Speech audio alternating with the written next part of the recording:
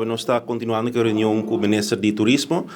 Nós temos trabalho importante em controlar o governo, isso é tal qual que nós estamos fazendo perguntas over a decisão de caso que na Minister junto com ATA, para o que trata o projeto de desperdício, lo qual que me a recordar a sala aqui, passou, me escuta, a oposição está trece algum ponto importante, me respeitar isso, pero toch lá nós não olvidar de como é sendo importante para ter controle sobre o que em 2020, não?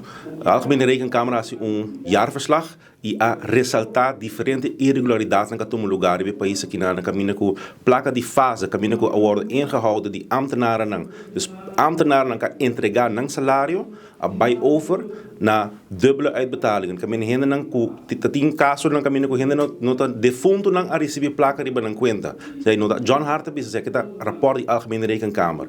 En dus sakita para que nós precisamos controle e para que começar a controlar o governo constantemente. Então, estou contente, o ministro está na sala do parlamento, o debate está indo bom e nós está querendo sim, parte importante do modelo turístico, para reparar que tem shift. E o shift está que nós temos que de modelo tradicional de turismo na modelo mais sustentável e responsável. Sei, tal qual que está tomando lugar também de parte de ATA. Então, tem shift aqui tem outro pensamento, tem cambio de estratégia. E o cambio de estratégia está com o turismo, está uma responsabilidade compartida também em parte de desperdício. Pensei botar para outro rol também de ATA.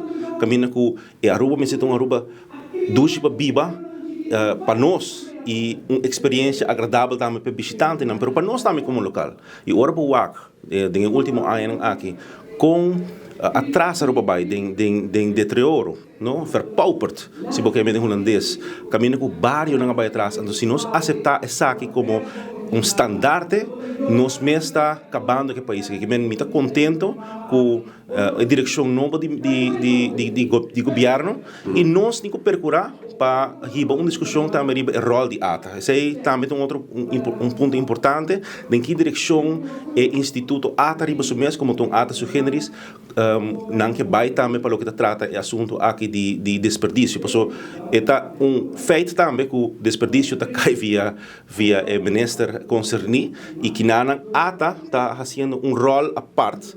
E bouw die in principe também de responsabilidade compartilhada, pero nós temos que solucionar duradouro também. Dus debate importante, interessante para o país Aruba e aqui nós estamos continuar também com outro debate, que é debate riba assunto de refineria com o ministro Joffrey.